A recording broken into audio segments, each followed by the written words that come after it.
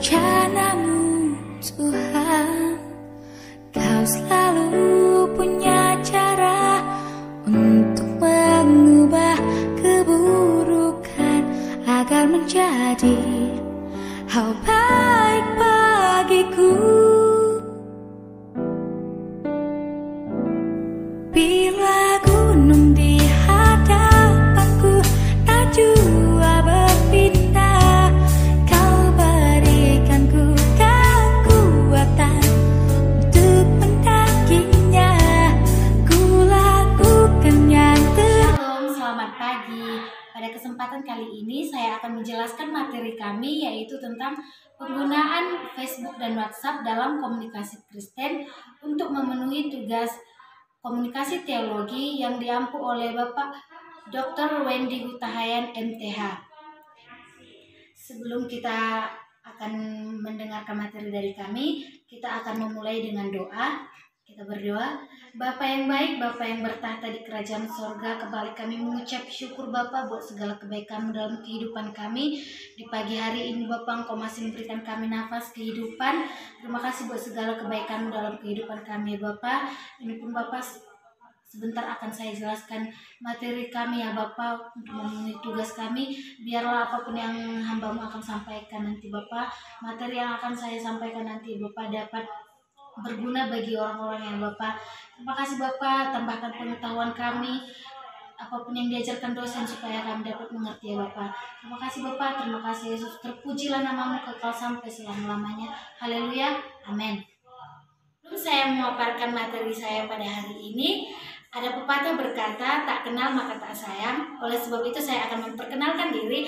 Perkenalkan, nama saya Tesdiani Berutu dengan NIM 200201038, dan dengan teman saya Surganda Berutu dengan NIM 200201051. Baiklah, kami dari kelompok 5 akan memaparkan materi kami, yaitu penggunaan Facebook dan WhatsApp dalam komunikasi Kristen. Pengertian Facebook secara umum. Facebook adalah sebuah sarana media sosial yang paling umum digunakan masyarakat untuk berkomunikasi secara lebih efisien dengan teman-teman, keluarga, dan rekan kerja. Siapapun boleh mendaftar di Facebook, dari yang muda bahkan sampai yang tua, dan berinteraksi dengan orang-orang yang mereka kenal maupun yang mereka tidak kenal di dalam Facebook. Facebook diciptakan pada tahun 2004 oleh Mark Zuckerberg. Facebook berkantor pusat di Menlo Park, California, Amerika Serikat. Dalam penggunaan Facebook, kita juga harus memahami bahwa si pengguna harus terlebih dahulu mendaftarkan akun agar dapat menggunakannya. Lalu, pada bagian Facebook, kita akan mengetahui bagian-bagian dari Facebook, yaitu yang pertama, beranda. Pada beranda terdapat beberapa hal, yaitu yang pertama, tempat semua berita masuk, baik itu upload foto, update status, menerima kiriman, kabar, dan lain-lain. Yang kedua, tempat mengganti status, yaitu ketika kita mengganti status kita atau memperbaharui status kita. Yang ketiga, meng-add ataupun mengkonfir teman kita. Jika ada teman kita yang meminta pertemanan kepada kita di dalam Facebook, kita bisa mengkonfir atau menerimanya. Yang keempat, pojok sebelah kiri digunakan untuk mencari teman, yaitu ketika kita ingin berteman dengan orang yang sudah kita kenal ataupun yang belum kita kenal, kita bisa melihat di pojok sebelah kiri untuk mencari pertemanan.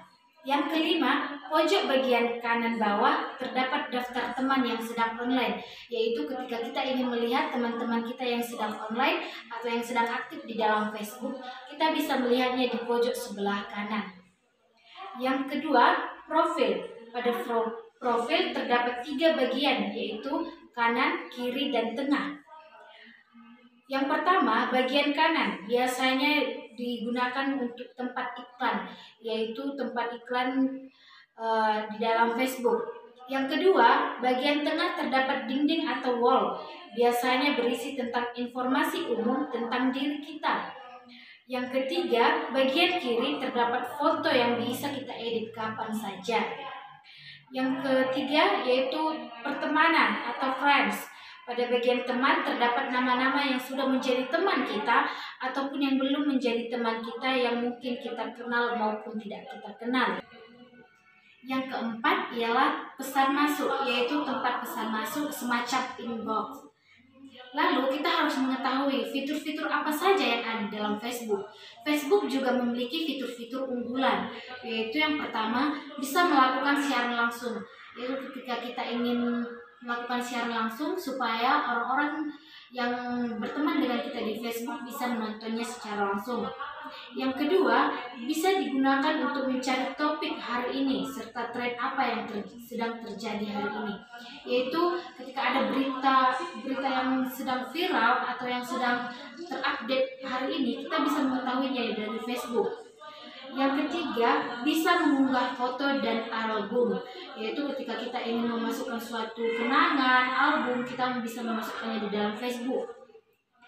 Yang keempat, bisa meninggalkan komentar dengan reaksi Anda, yaitu ketika kita berkomentar yang lembut, berkomentar yang kasar, dengan menggunakan contohnya emot bersedih, emot marah, emot tertawa, itu akan menunjukkan reaksi kita pada saat berkomentar. Yang kelima, mengirimkan file dengan berbagai ukuran, yaitu mengirimkan file yang besar ataupun file yang kecil. Yang ketujuh, bisa mendownload semua status baik itu video ataupun foto, yaitu ketika kita melihat suatu status yang mungkin tersentuh dalam hati kita dan kita ingin menyimpannya, kita bisa menyimpannya dari Facebook. Selanjutnya itu bisa mengubah foto profil menjadi GIF. Yang selanjutnya, dapat memilih profil fake yang ingin Anda utamakan. Yang selanjutnya, kita bisa melihat history login yang pernah Anda lakukan, yaitu ketika kita melihat kenangan kita di dalam Facebook yang mungkin akan tercantum kenangan Anda 1 tahun yang lalu, kenangan Anda 2 tahun yang lalu. Yang selanjutnya yaitu bisa membantu teman untuk mengeja nama Anda dengan tepat. Lalu di dalam Facebook, kita juga harus mengetahui Facebook memiliki fungsi atau manfaat dalam komunikasi Kristen, yaitu kita bisa menggunakan Facebook sebagai tempat promosi yang sangat efektif untuk acara-acara ibadah yang akan dilaksanakan. Yang kedua, tempat diskusi. Salah satu fitur di situs jejaring ini adalah grup kerohanian maupun grup berdiskusi tentang keimanan kita, yaitu ketika kita mengikuti suatu grup kerohanian, contohnya grup Batak Cinta Yesus, kita bisa mengikutinya. Yang selanjutnya yaitu untuk menambah teman yang seiman yang berada jauh di luar daerah ataupun dapat berteman dengan saudara seiman kita yang ada di luar negeri. Yang selanjutnya ialah menambah pengetahuan dan wawasan tentang firman Tuhan dari grup atau postingan yang berbunyi tentang Injil. Yaitu ketika kita mengikuti suatu grup kerohanian, pasti di dalam grup itu setiap pagi, setiap malam kita akan diberikan makanan rohani, yaitu firman Tuhan yang akan dapat kita baca, dapat kita lihat melalui video maupun kata-kata. Itu adalah salah satu cara atau fungsi Facebook dalam komunikasi Kristen, menambah semua wawasan kita tentang kerohanian maupun wawasan kita tentang firman Tuhan. Sekian materi yang dapat saya sampaikan. Materi selanjutnya akan dilanjutkan oleh saudara saya, yaitu Surganda Brutu. Shalom, perkenalkan nama saya Surganda Brutu, Prodi Teologi semester 1 Grup B. Terima kasih buat teman saya Tesdiami Brutu telah menjelaskan bagian pertama pada materi kami, yaitu penggunaan Facebook dalam komunikasi Kristen. Selanjutnya saya akan menjelaskan tentang pengaruh penggunaan WhatsApp dalam komunikasi Kristen. 1. Pengertian WhatsApp secara umum. WhatsApp adalah aplikasi perpesanan untuk smartphone yang merupakan aplikasi pesan platform yang memungkinkan kita bertukar pesan dan berkomunikasi dengan teman-teman yang lainnya. WhatsApp juga aplikasi yang umum digunakan dalam kalangan remaja, dewasa maupun orang tua dalam berkomunikasi. 2. Fitur-fitur unggulan WhatsApp seperti mengirim pesan teks, mengirim foto dari galeri, mengirim video, mengirim berkas-berkas atau yang lainnya. Menelepon melalui suara termasuk mengirim pesan suara Anda dapat didengarkan oleh penerima setiap saat. Dapat juga berbagi lokasi memanfaatkan GPS. Yang ketiga, fungsi WhatsApp dalam komunikasi Kristen. WhatsApp berfungsi sebagai alat untuk menggambarkan dan mengingatkan teman untuk ikut melaksanakan acara ibadah. WhatsApp juga dapat digunakan untuk melaksanakan sebuah pertemuan ibadah singkat atau acara-acara lainnya secara online atau disebut dengan daring. Walaupun posisi kita saling berjauhan, kita tetap dapat melakukan komunikasi atau acara ibadah dengan cara online agar lebih memudahkan kita dalam menjalankan dan mendengarkan firman Tuhan dari media online. 4. Jenis-jenis WhatsApp seperti WhatsApp Plus. WhatsApp Plus merupakan aplikasi mood dari WhatsApp yang banyak tersebar di internet sekarang ini. Yang kedua, GB WhatsApp. GB WhatsApp adalah versi WhatsApp perluasan dari WhatsApp official dengan tambahan-tambahan fitur yang menarik. Yang ketiga, WhatsApp. WhatsApp adalah aplikasi WhatsApp Mood dengan berbagai fitur tambahan yang menarik.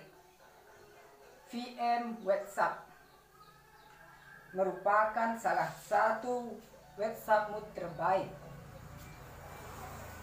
yang dikembangkan oleh Forward Mockdead. Aplikasi ini memberikan fitur yang tidak ada di WhatsApp official.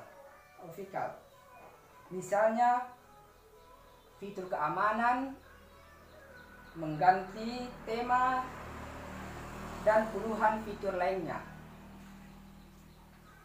Yang kelima, WhatsApp Aero. Yang keenam, Raw WhatsApp. Raw WhatsApp adalah aplikasi WhatsApp atau WA hasil modifikasi pengembangan atau programmer asal Indonesia bernama Ridwan Arifin. Lalu untuk contoh fitur yang ada pada WA resmi tapi fungsinya lebih dikembangkan lagi pada Raw WhatsApp adalah fitur-fitur file yang tidak lagi membatasi ukuran dan jumlah file yang dikirim. Yang ketujuh, Forward WhatsApp. Aplikasi Forward WhatsApp Mood adalah mood WhatsApp yang paling populer yang bisa digunakan orang untuk mengirim pesan instan dan mengingatkan fungsionalitas obrolan. Untuk WhatsApp Mood ini tidaklah kabar baru lagi, karena sudah banyak sekali pilihan mood yang dapat digunakan, diantaranya yaitu forward WhatsApp. Yang ke-8, OJ WhatsApp. Dan masih banyak lagi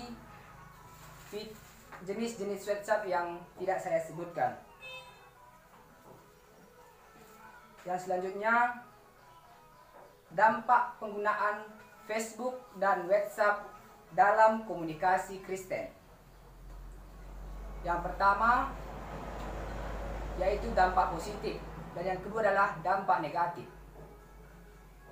Berikut adalah dampak positif dari penggunaan Facebook dan WhatsApp dalam komunikasi Kristen, yaitu dapat mempererat hubungan antara pemimpin gereja dengan jemaat, dapat memberikan informasi kerohanian kepada orang-orang, melakukan atau membuat suatu pertemuan Kristen, meng-share firman Tuhan melalui chat group maupun story. Dan selanjutnya kita dapat bergabung dengan suatu komunitas yang memberikan informasi atau suatu situs kerohanian. Yang selanjutnya dapat membantu kita dalam mempromosikan suatu produk yang dijual, seperti buku-buku rohani, majalah rohani, Alkitab, dan buku nyanyian rohani. Selanjutnya dapat mempermudah kita mengetahui perkembangan umat Kristen yang ada di dalam maupun di luar negeri, yang dapat kita lihat melalui media sosial. Itulah beberapa dampak positif dari penggunaan Facebook dan WhatsApp dalam komunikasi Kristen. Selanjutnya, dampak negatif penggunaan Facebook dan WhatsApp dalam komunikasi Kristen, yaitu Facebook dan WhatsApp dijadikan tempat untuk menebarkan ujar kebencian, fitnah, provokasi, dan lain-lain. Banyak orang yang tidak bijaksana dalam menggunakan WhatsApp dan Facebook. Mereka sering membuat status yang hanya membuat orang lain terluka dan sakit hati untuk suatu kelompok tertentu. Status yang bisa dibuat adalah status yang berbau sara, adanya kasus penipuan. Tentu ada Anda sering melihat berita baik di media cetak maupun di media elektronik tentang kasus penipuan dengan menggunakan media sosial Facebook dan WhatsApp. Hal ini sering membuat kita malas dan enggan untuk melakukan hal-hal yang bermanfaat. Pengaruh terhadap perkembangan psikologis. Bukan tidak mungkin karakter seseorang terbentuk dari Facebook. Hal ini karena pengguna Facebook menemukan ribuan orang yang memiliki karakter yang berbeda-beda, walaupun mereka tidak saling bertemu. Biasanya akan tampak pada status yang dibuat. Nah, itulah dampak negatif dari penggunaan Facebook dan WhatsApp dalam komunikasi Kristen. Selanjutnya, kesimpulan. Kami menyimpulkan dari materi kami, yaitu dalam menggunakan media sosial WhatsApp dan Facebook dalam komunikasi Kristen dapat mempermudah kita dalam berkomunikasi dengan orang-orang yang jauh dan yang dekat. Banyak hal positif yang dapat dalam menggunakan media sosial Facebook dan WhatsApp.